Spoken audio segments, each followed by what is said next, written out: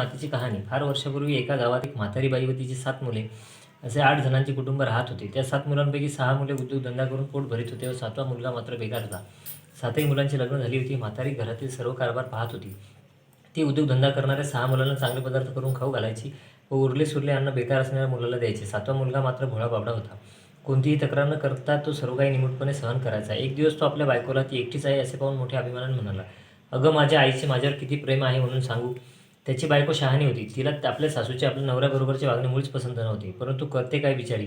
ती आपल्या नवऱ्याला म्हणाली, "आपल्या आईचे आपल्याबरोबरचे वागणे आपल्यावर इतके प्रेम आहे की ते आपल्याला शिळेपाळे उष्टे खरकटे खायला देते, हे कसे शक्य आहे?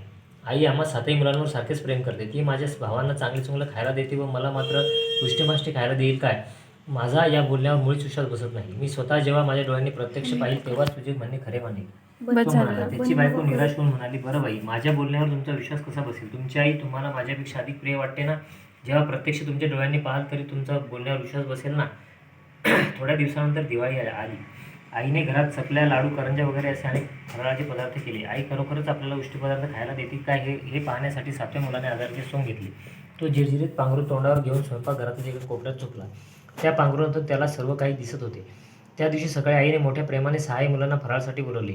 त्यांना आग्रहाने पोटभर खायला घातले. हे सर्व 7वा मुलगा पांघरुणातून पाहत होता. फराळ केल्यानंतर ते सर्व 6ही जण आपापल्या उद्योगासाठी घराबाहेर पडले. आईने त्यांच्या ताटातून उष्ट्या राहिलेल्या लाडूच्या चुऱ्याचा एक मोठा लाडू बनविला व ती तो घेऊन 7व्या मुलाजवळ येऊन म्हणाली, "अरे बाळा, तुझे काही दुखते आहे का? आज सणासुदीचा दिवस. तुझे भाऊ फराळ करून आत्ताच कामाला निघून गेले आणि तू मात्र तोंडावर पांघरून घेऊन खुशाल झोपला आहेस.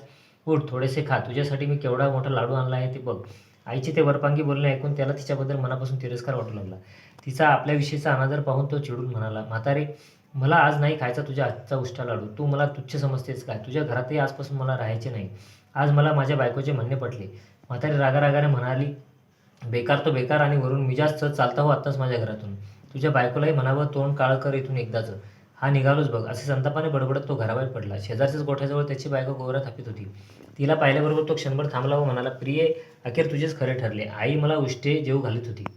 आज तिने मला उष्ट लाडू खायला दिला होता. आता मी नाही राहणार त्या घरात. कुठेतरी उद्योग करीन आणि पोट भरीन. पण प्रिये, तुझे कसे होईल? तुला इथेच काही दिवस राहावे लागेल." हे ऐकून त्याच्या बायकोचा कंठ दाटून आला. डोळ्यातून टपटप अश्रू वीराश्रू वाहू लागले. ती जड अंतकरणाने म्हणाली, "तुम्ही जेथे सुखी असाल माझी मुळीच काळजी करू नका. परमेश्वरावर विश्वास ठेवा. तो तुम्हाला योग्य मार्ग दाखवेल. तो आपली दोघांची भेट लवकरच घडवून आणेल. त्या कालावधीत मला दुःखात सुख मानण्यासाठी तुमची आठवण म्हणून काहीतरी खूण म्हणून द्या. मी त्या खुणेच्या निरंतर दर्शनाने दिवस कंठीत राहीन. परमेश्वर तुम्हाला यश देवो." आपल्या बायकोची व आपली ताटातूट होणार या विचाराने त्याचे मन गोंधळून गेले होते. पण याहीपेक्षा त्याला त्याच्या आईचे कठोर शब्द अधिक दुःख देत होते. तो जिद्दीने घराबाहेर पडला होता. तो गंभीरपणे आपल्या बायकोला म्हणाला, "या एका अंगठीशिवाय माझ्याजवळ दुसरी काही नाही. ही घे अंगठी. तूही मला तुझी आठवण म्हणून सतत राहावी म्हणून एखादी वस्तू दे." त्याला त्याला खून म्हणून देण्याकरता बिचारीजवळ काय असणार?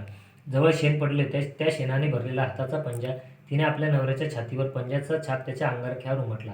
तीच बायकोची खून समजून तो जड पावलाने आपल्या मार्गाला निघाला. प्रवास करीत करीत तो एका गावात आला. त्या गावात एका शेठजीचे दुकान होते.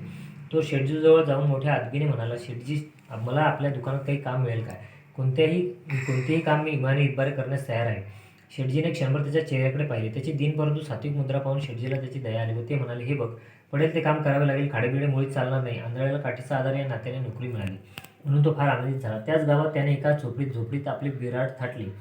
तो सर्वांच्या अगोदर दुकानात जाई व सर्वांच्या मागाहून दुकानातून घरी जाई. आळस न करता मालकाने सांगितलेले काम चोख करी. पैशा अडक्याचा हिशोब ठेवी. त्याचे काम पाहून शेठजी फार खुश झाले. त्याची बरीचशी चिंता कमी झाली. शेठजी पुढे तर त्याला आपल्या भागीदार केले. अशा तऱ्हेने हा म्हणता 12 वर्षे निघून गेली. तो प्रतिष्ठित नागरिक बनला. शेठजीने सर्व दुकानाचा कारभार त्याच्याकडे सोपविला व ते तीर्थक्षेत्राला निघून गेले. इकडे त्याची अशी भरभराट होत होती, पण तिकडे त्याची बायको मात्र हालापिष्टा बघत होती. घरातील सर्व मंडळी तिचा द्वेष करीत असत. तिला दड पोटभर खायला सुद्धा देत नव्हते. ती बिचारी घरची सर्व कामे करून शिवाय रानातून लाकडे आणत होती. एके दिवशी ती अशीच रानात लाकडे गोळा करण्याकरता गेलेली असताना तिला काही स्त्रिया संतोषी मातेचे व्रत करीत असताना दिसल्या.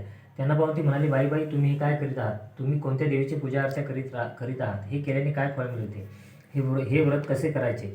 तुम्ही जर मला हे सर्व सांगाल तर मी तुमचे फार मोठे उपकार मानेन." त्या बायकांपैकी एक बाई म्हणाली, "आम्ही हे संतोषी मातेचे व्रत करीत आहोत. हे व्रत केल्याने दुःख दारिद्र्य दूर होते. मनोकामना पूर्ण होतात.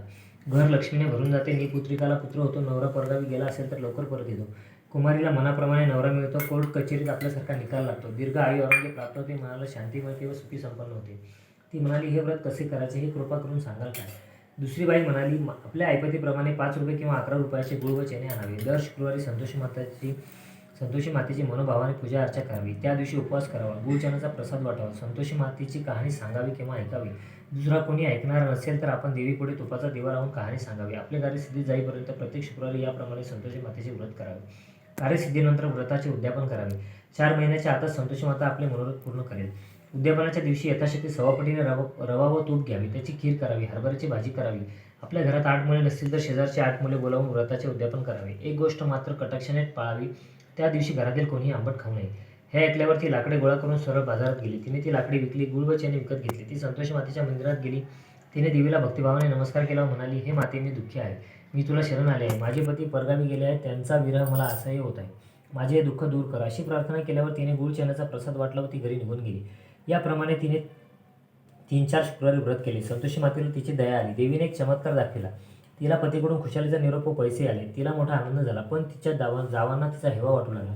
त्या तिला नाना प्रकारे टोचून बोलू लागल्या. त्या म्हणाल्या, आता काय बाई विचारायचं, नवऱ्याने पैसे पाठविले आहेत चैन करायला, भ्राता आमच्याशी कशाला बोलणार. तिचे पुतणी तिला हिणवू लागली. काकूची मजा आहे आता. काकूचा भाव वाढला. काकाकडून जर असेच पैसे वारंवार येत राहिले तर ती आम्हाला कशाला विचारेल. अशा घरातील मंडळींच्या अंतःकरणाला झोंबणारे